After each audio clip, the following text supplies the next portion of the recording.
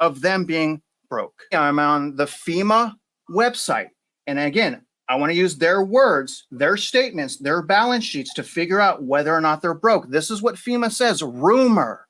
FEMA does not have enough money to provide disaster assistance for Helene.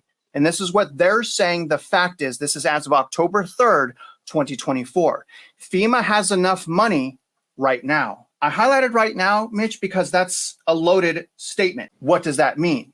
For immediate response and recovery needs, if you were affected by Helene, do not hesitate to apply for disaster assistance, as there is a variety of help available for different needs, except you guys aren't there and you're not issuing the money. Let's start by talking about the facts. All right, Mitch? So all we're going to go into now is the facts. Fact number one, President Biden did issue a letter to Congress on October 4th, and I'm just going to read one paragraph here. While FEMA's Disaster Relief Fund has the resources it requires right now to meet immediate needs, I wonder where they got that right now from. See how that connects there, Mitch? The fund does face a shortfall at the end of the year. This is the President of the United States. Without additional funding, FEMA would be required to forego longer-term recovery activities in favor of meeting urgent needs. The Congress should provide FEMA additional resources to avoid forcing the kind of unnecessary trade-off and to give the communities we serve. Remember, politicians, you serve these communities. Fact number two, and this is just a warning, Majorca warns FEMA doesn't have enough funding to last through the hurricane season. And just so you guys know, this is the Secretary of Homeland Security. Okay, this isn't just some wacko. This is an official warning the nation that FEMA's broke. Fact number three, earlier this year, FEMA initiated what's called the Immediate Needs Funding. Immediate Needs Funding Overview. And again, this is a fact. FEMA issued this to ensure available funding for these critical requirements. FEMA's chief financial officer can implement immediate needs funding guidance, which they did. When operating under INF, FEMA prioritizes response and immediate recovery effort funds by deprioritizing obligations to other activities. Fact number four. Okay, this one may be the most damaging thing of all, Mitch. This is their disaster relief fund, their congressional monthly report for August 31st of 2024. And if you look down here, they're running in a deficit. Now, this was reported to Congress. You guys can go back and it's just a giant report. There's 28 pages. Go ahead and dig in. But long story short, they gave this to Congress and said they don't even have enough money to get through September without running in deficit. And this report was prior to Helene. So far, why are we conspiracy theorists? It's them that's saying they're broke. Fact number five. Okay, this is from the Department of Homeland Security, Office of Inspector General, issued August 14th, 2024. I hope you guys are paying attention now. The Federal Emergency Management Agency, or FEMA, did not, again, okay, this is the Office of Inspector General's report. It will be linked to my description. FEMA did not ensure that it closed out disaster declarations in a timely manner. We reviewed 79 disaster declarations and identified 26 programs with nearly $9.4 million in unliquidated funds that remain open beyond their approved periods of performance. This situation is problematic. Here's what's very interesting about this report, Mitch. These are the open programs with POP extensions.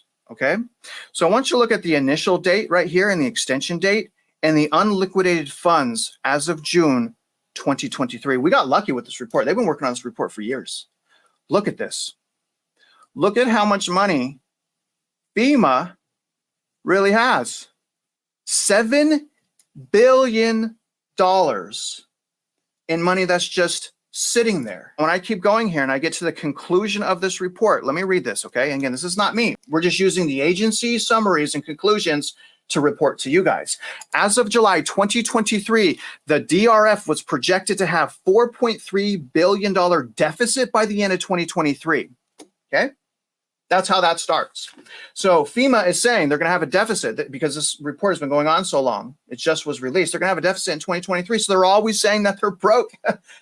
You guys understand why it's so confusing?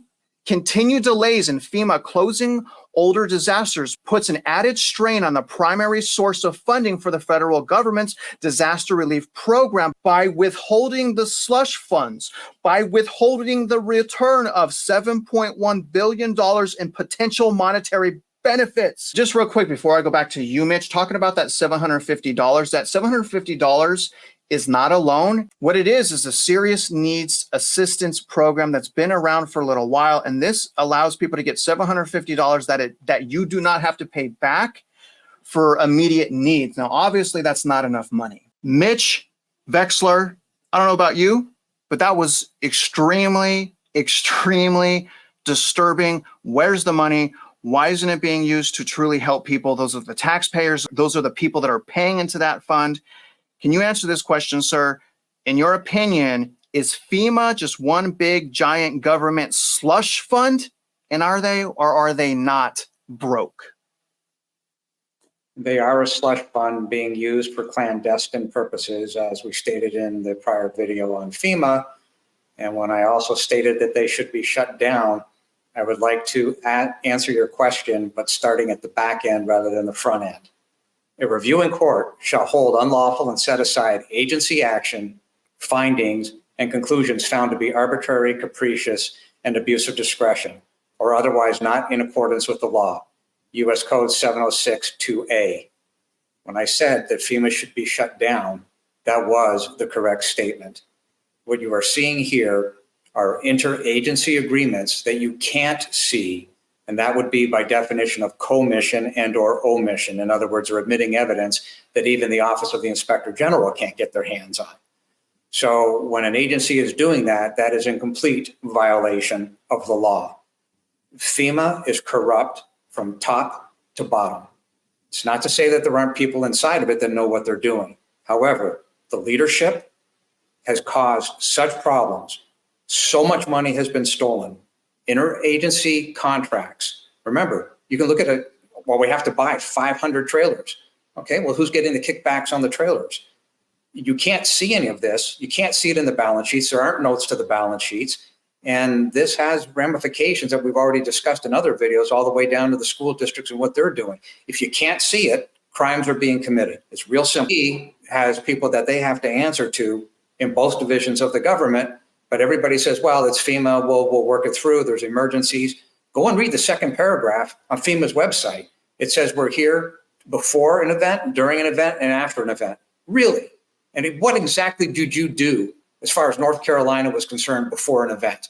Please explain. So members of Congress, you have a job to do and you didn't do it. FEMA is a rogue organization using its money for clandestine purposes. Period. End of paragraph. Go ahead. Try to disprove me.